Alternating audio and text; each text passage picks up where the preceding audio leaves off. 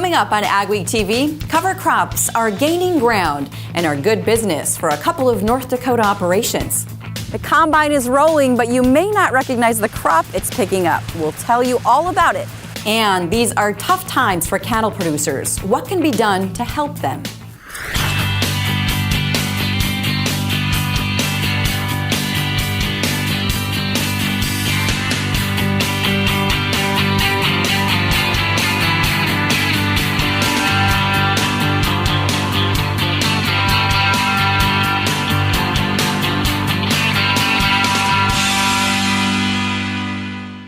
Welcome to AgweekTV. I'm Shauna Olson. Industrial hemp is a controlled substance in the U.S. because the plant is the same species as marijuana without the THC. The 2014 Farm Bill allows states to grow it for research. So a handful of North Dakota farmers participated in the state's first hemp pilot program this season. Our Agweek crew checked it out at harvest at one plot near Jamestown. Jamie Edwards is one of 4 farmers involved in the hemp pilot program. Sometimes you got to make a little leap of faith and try some stuff. He planted it in May, and in July, he hosted a plot tour. You don't want to take all the stock, you just want to take the head portion of it. And now, you know, the males are all dried up. They've been done for a month or more, and it's just the females left. It's harvest time. It feels great. Kind of a load off. The program allowed him 15 acres. Using a John Deere S680 with a draper head, the process is smooth. It has combined a lot easier than we thought was gonna. It combines a little tough, like soybeans when you have about an hour left of the day, when it just starts getting a little bit tough, that's about how it combines. And beyond that, it feeds real nice and thrashes out real nice. Once the combine is done, the hemp is clean. This is an old Crippen grain cleaner. It's from about the 1960s. And we've kind of retrofitted it a little bit to work with the hemp. Dad and I built these dust collectors, and it drops everything into the barrels. Before we did that, it was blowing everywhere and it was kind of a nightmare. With the hemp, it has to be on air almost, immediately, because it's combined wetter. So we've actually put air tubes in the truck with a fan on it. It takes like 4 hours to clean 5,000 pounds, just because it's an older cleaner. Jamie says he's pleased with the crop in seeing yields better than expected. You know, we've had a perfect season for it, had the right amount of rains at the right times, and, next year we can totally bomb out. Now the hemp is off to Carrington to a company called Healthy Oilseeds. Roger's talking about giving us $1 a pound for it off the combine, and from what the seed tender scale is showing, we're around that 1,200 to 1,300 pounds. So that's putting us about $1,000 an acre ahead. So I don't even remember what corn looks like at that price. Edward says some of the hemp will be roasted for food and some will be turned into oil. No word yet if the state plans to have the pilot program again next year.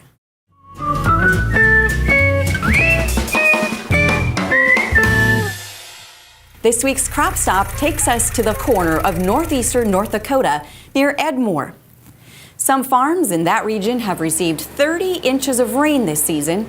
Nickel Pates came across Jason Hodney and his uncle still harvesting wheat due to the extremely wet year.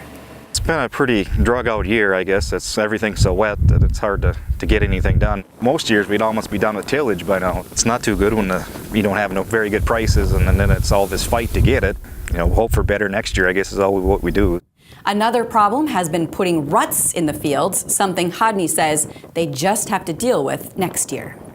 Many in agribusiness are concerned about Bayer Crop Science's planned buyout of Monsanto. The proposed $66 billion merger raises the question, is bigger better or worse for growers? We asked some top ag experts and academics gathered recently at the Agriculture Bioscience International Conference for their thoughts on the merger. I think it's going to be a great marriage, personally. I think what Monsanto brings in their seed technologies, as well as their data analytics, and what Bayer is going to bring in terms of their chemistry and their research pipelines there, I think it's going to be very robust and very good. It's always scary when companies get bigger and bigger and sort of reduces competition, so that might not be a good thing. But Monsanto has almost been a tainted word now, and it may be that a merged company might have a new identity who can just move on because the science is solid and we know it's probably going to be okay. The efficiencies that consolidation can bring, when done correctly, I think can be a great opportunity. So hopefully that's what we see from that. And I think that there will be farmer concerns on less providers in the field of who's setting the price per bag on their seed corn. And I think that's something that we'll have to stay attuned to, especially in today's market environment. Bayer's offer from Monsanto is not really driven by farmer interest or by what's best for the farmer. It's a whole Wall Street play, right? I think it should be okay for farmers long term, but really removing competition from that trait market, particularly in soybeans, I don't necessarily view as a positive thing. The buyout still faces regulatory approval. Coming up on Agweek TV, cover crops are good for the soil and good for business for some North Dakota companies.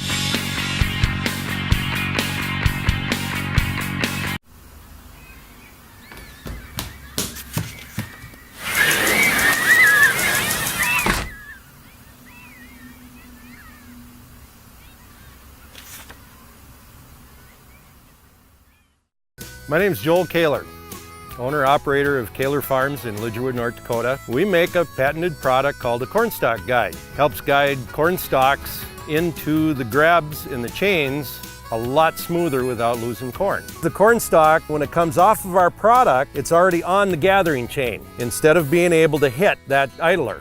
Our product will keep all the wear off the snout and get it to come into the head smoother without bouncing.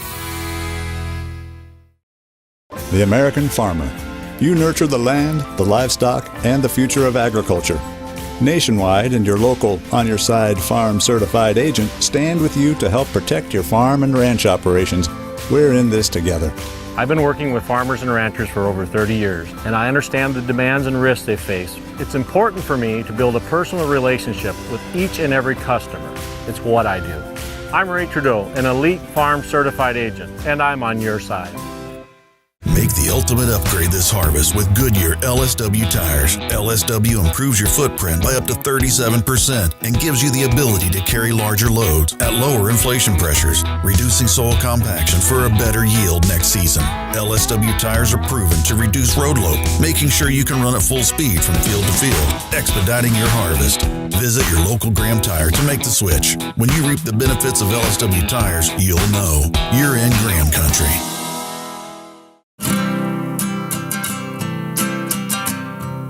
Every day across America, excess food is gathered by a network of good people at local food banks, giving hope to millions of children who struggle with hunger. They've earned their wings, and you can too.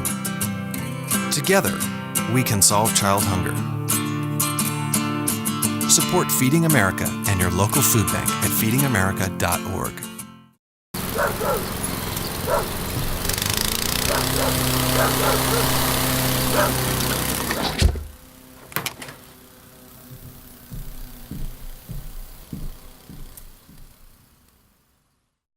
A North Dakota business uses jackhammers to soften soil, not the construction equipment, but a type of radish. Dennis Haugen, farmer and president of General Grain Company, started working with radishes 6 years ago when the cover crops were just starting to gain popularity. He discovered one type that grew a big root, perfect for cover cropping, and now the market is growing. Shauna, cover crop cocktails have been a big deal in conservation agriculture the last several years, and jackhammer radishes here at Hannaford, North Dakota is one of the places that we're seeing some changes. They're starting to realize the benefits of cover crop with soil health. They're called cocktails because different mixes of seeds can solve different soil problems, erosion control, salinity issues, absorb or retain moisture, or soften the soil.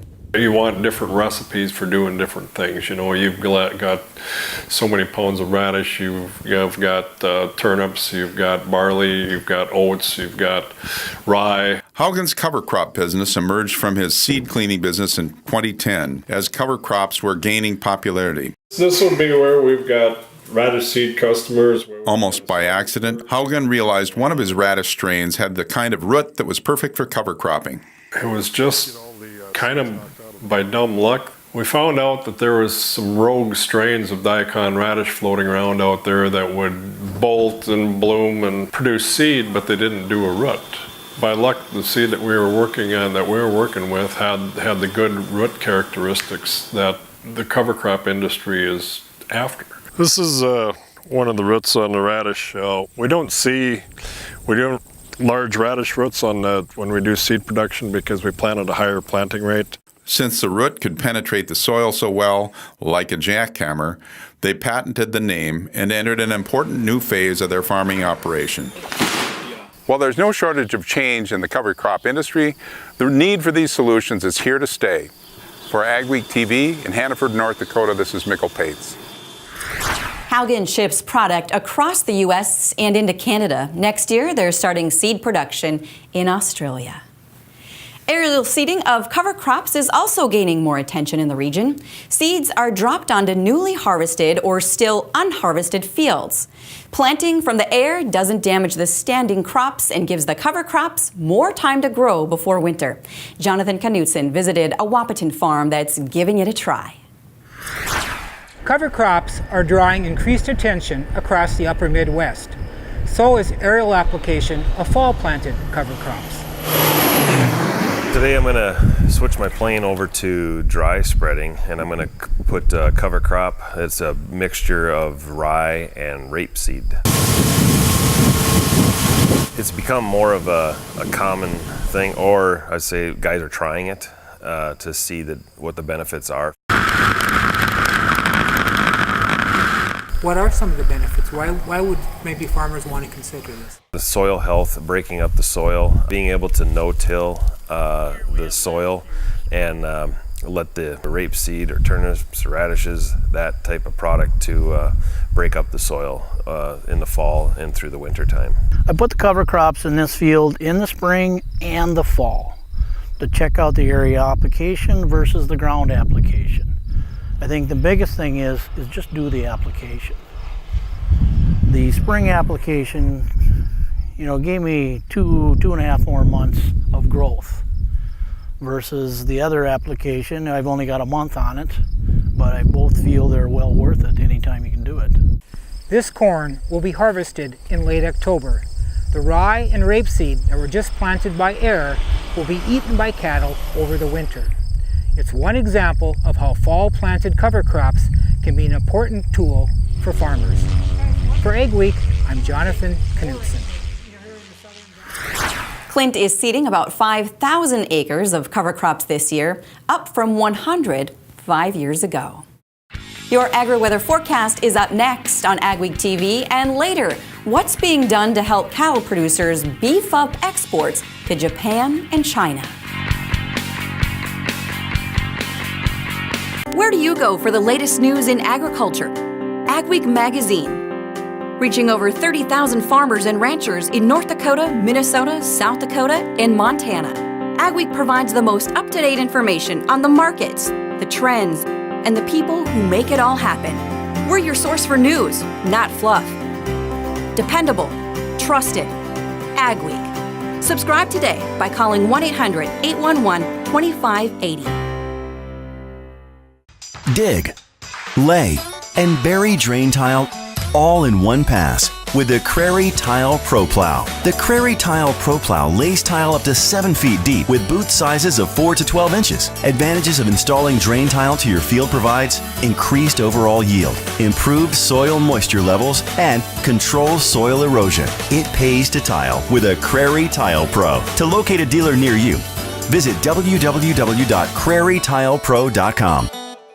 My name is Joel Kaler, owner-operator of Kaler Farms in Lidgerwood, North Dakota. We make a patented product called the Corn Stalk Guide. Helps guide corn stalks into the grabs and the chains a lot smoother without losing corn. The corn stalk, when it comes off of our product, it's already on the gathering chain instead of being able to hit that idler. Our product will keep all the wear off the snout and get it to come into the head smoother without bouncing. Commitment. You need it to succeed on the farm. It's total dedication to the land, family, and community.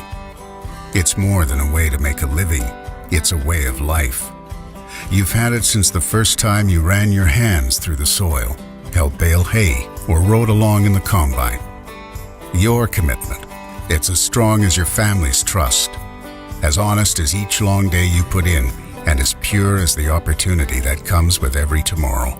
It's how we build our bins, with proven design, superior structural integrity, a lifetime warranty, and a promise to stand with you, no matter what storms come your way.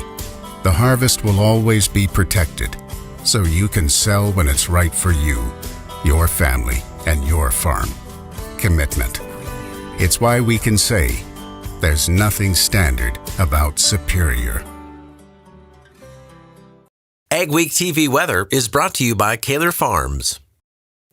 Weather portion of Ag Week now will look back at the month of September, and it was a soggy one with a really strong finish. Of course, the last week, flooding rains all over northern Iowa, southern Minnesota, many rivers at near record levels, which is unusual because it's September, and that makes this really a really unusual flooding event. Dry weather this past week has not helped the overall soggy pattern, and the outlook for October, unfortunately, the weather a little cooler, but I don't really see any let up in the overall rainy cycle. Drought monitor across the northern tri-state area. Still a few dry pockets out west, but most of the region is not dry at all. Of course, the drought monitor doesn't show you where it's too wet, which would be much of southern Minnesota, northern Iowa, much of the northern part of the Red River Valley. There are still dry pockets in the east and south. Southern California remains very dry. Found this week. This is an interesting depiction of rainfall this summer going back to May. Now watch as we accumulate totals throughout the summer. By the time we get to the end of the first week in June, there are some wet pockets. It's already started raining in the northern Red River Valley. Much of Iowa is fairly dry at the first week of June. Flash forward ahead, this is going to stop now about the 4th of July. It's gone wet across the northern Red River Valley and northern North Dakota. It's still dry in much of central Iowa. Stay tuned on that one. And there are pockets of the eastern Corn Belt that are fairly dry. Forward again now to the end of July, and so much for the dry summer in parts of the northern plains. Iowa still fairly dry in central Iowa, but that would quickly fill in during August, and this map only goes up through late August. It doesn't even show the flooding rains in September. So for the summer, you can see where it's wet, the upper Midwest and the northern plains. This week, we've got a jet stream with high amplitude, but it will bring one more area of low pressure into the middle. The rains will be a little further north on this one. We'll briefly tap into some colder weather in the northern plains, but I think that will be temporary. I don't see the overall pattern turning significantly below average. So the forecast then, first of all, for temperatures, the warm areas will be along the east and the south. Much of the north will be average to cool, with the really cool weather confined mostly out to the northern Rockies. And this week, the first week of October, the southwest looks dry. The southeast, the same tropical moisture. There will likely be some significant rains, mostly in North Dakota and points west. Not quite so bad further to the east. But the second week of October, I'm still expecting a rainy pattern in the Midwest. The dry weather in the south, the southeast should be dry unless there's a hurricane, and the wet weather will be from eastern North Dakota once again down through Iowa. So what are we looking at for this week? The first half of October, still wet in the north central, a temporary cool air intrusion, cool Rockies, but still warm along the east.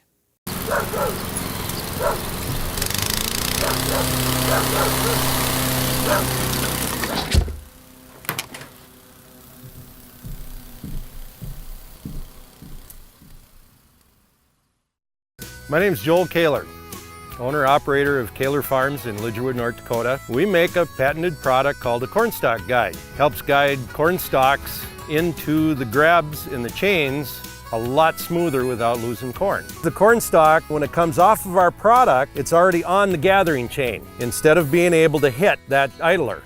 Our product will keep all the wear off the snout and get it to come into the head smoother without bouncing. Where do you go for the latest news in agriculture? Agweek magazine. Reaching over 30,000 farmers and ranchers in North Dakota, Minnesota, South Dakota, and Montana. Agweek provides the most up-to-date information on the markets, the trends, and the people who make it all happen. We're your source for news, not fluff. Dependable, trusted, Agweek. Subscribe today by calling 1-800-811-2580. The American Farmer. You nurture the land, the livestock, and the future of agriculture. Nationwide and your local On Your Side Farm certified agent stand with you to help protect your farm and ranch operations. We're in this together. I've been working with farmers and ranchers for over 30 years, and I understand the demands and risks they face. It's important for me to build a personal relationship with each and every customer. It's what I do. I'm Ray Trudeau, an elite farm certified agent, and I'm on your side. Make the ultimate upgrade this harvest with Goodyear LSW tires. LSW improves your footprint by up to 37% and gives you the ability to carry larger loads at lower inflation pressures, reducing soil compaction for a better yield next season. LSW tires are proven to reduce road load, making sure you can run at full speed from field to field, expediting your harvest. Visit your local Graham Tire to make the switch. When you reap the benefits of LSW tires, you'll know you're in Graham country.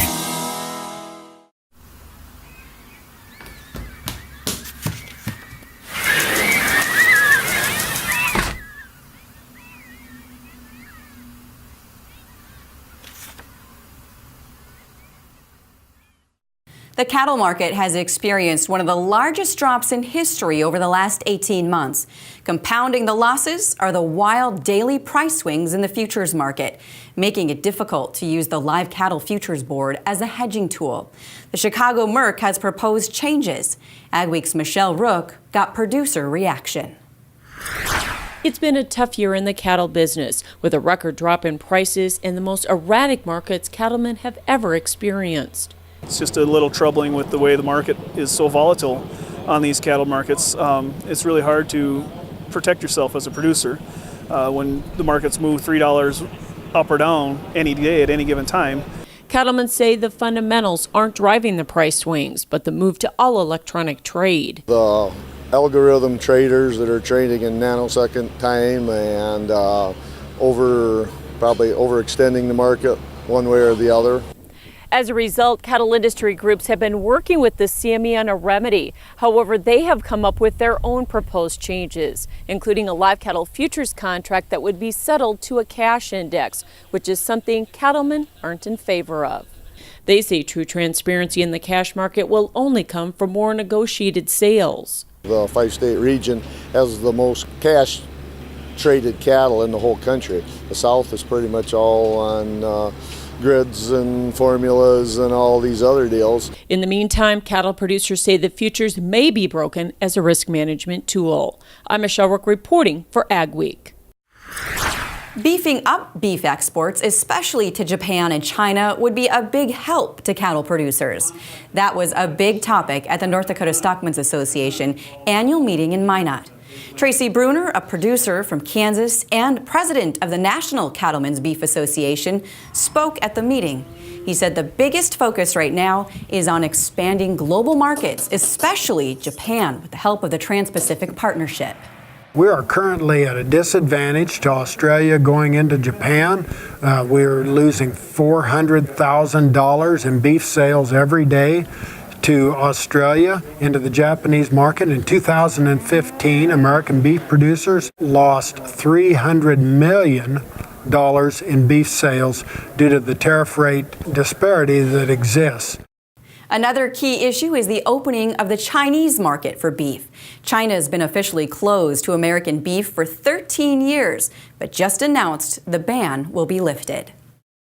Times are tough for many farmers, but does it compare to the 80s? Jonathan Knutson shares his thoughts on what some fear is a coming ag apocalypse. Where do you go for the latest news in agriculture? Agweek magazine. Reaching over 30,000 farmers and ranchers in North Dakota, Minnesota, South Dakota, and Montana. Agweek provides the most up-to-date information on the markets, the trends, and the people who make it all happen. We're your source for news, not fluff. Dependable, trusted, Agweek. Subscribe today by calling 1-800-811-2580. My name's Joel Kaler, owner-operator of Kaler Farms in Lidgerwood, North Dakota. We make a patented product called a cornstalk guide. Helps guide corn stalks into the grabs in the chains a lot smoother without losing corn. The corn stalk, when it comes off of our product, it's already on the gathering chain instead of being able to hit that idler. Our product will keep all the wear off the snout and get it to come into the head smoother without bouncing. Dig, lay, and bury drain tile all in one pass with the Crary Tile Pro Plow. The Crary Tile Pro Plow lays tile up to 7 feet deep with boot sizes of 4 to 12 inches. Advantages of installing drain tile to your field provides increased overall yield, improved soil moisture levels, and controls soil erosion. It pays to tile with a Crary Tile Pro. To locate a dealer near you, visit www.crarytilepro.com. Commitment. You need it to succeed on the farm. It's total dedication to the land, family, and community. It's more than a way to make a living. It's a way of life. You've had it since the first time you ran your hands through the soil, helped bale hay, or rode along in the combine. Your commitment. It's as strong as your family's trust, as honest as each long day you put in, and as pure as the opportunity that comes with every tomorrow. It's how we build our bins, with proven design, superior structural integrity, a lifetime warranty, and a promise to stand with you, no matter what storms come your way. The harvest will always be protected, so you can sell when it's right for you, your family, and your farm. Commitment. It's why we can say, there's nothing standard about superior. We've been hearing the news for months now. Low prices, high inputs. But does that mean pending disaster? Jonathan Knutson makes his prediction in this week's commentary. If you know anything about ag, you know times are tough. And you've probably heard the talk, it's the 80s all over again. Ag apocalypse ahead. I'm skeptical, not that I'm minimizing the problem. The ag economy is struggling. But I remember the 80s. They were truly bad. Interest rates pushing 20% and crippling debt loads. Now, rates are closer to 0 than 20%, and debt isn't nearly as heavy. I'm not saying the 80s won't come back, but they're not here yet. It's not even close. Ag apocalypse ahead? Maybe, but be a little skeptical. For Agweek, I'm Jonathan Knutson. Thanks for watching this week's edition of AgweekTV. Remember, for all your ag news, go to agweek.com. We'll see you next week.